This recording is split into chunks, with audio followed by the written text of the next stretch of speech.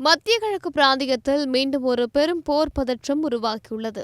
Iran நாட்டின் அணுசக்தி திட்டங்களுக்கு பெரும் பின்னடைவை ஏற்படுத்தும் வகையில் இஸ்ரேல் பாதுகாப்பு படைகள் அந்நாட்டின் முக்கிய அணு உலைகள் மற்றும் ரசாயன ஆராய்ச்சி மையங்கள் மீது வான்வழி தாக்குதல்களை நடத்தியுள்ளன.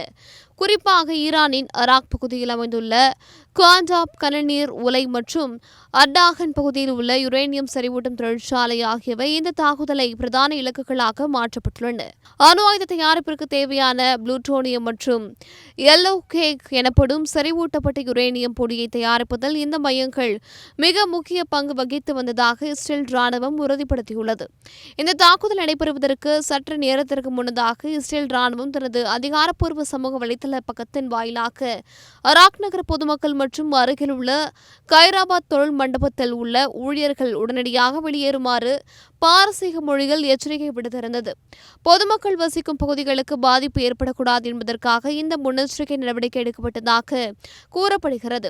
கடந்த 2025 ஆண்டு நடந்த போரின் போது சேதமடைந்த இந்த அணு உலைகளை சர்வதேச கட்டுப்பாடுகளை மீறி ஈரான் மீண்டும் புனரமைத்து வந்ததே இஸ்ரேலின் இந்த ஆக்ரோஷமான தாக்குதலுக்கு காரணமாக பார்க்கப்படுகிறது.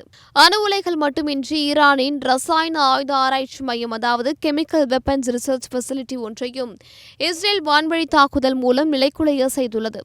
இதற்கிடையில் புஷேர் அணுமின் நிலையத்தின் மீது ஏவுகணை தாக்குதல் நடத்தப்பட்டதாகவும், ஆனால் அங்கு உயிர் சேதமோ அல்லது கதரியக்க பொருட்கள் கசிவோ ஏற்படவில்லை என ஈரானிய அணுசக்தி அமைப்பு தெரிவித்துள்ளது.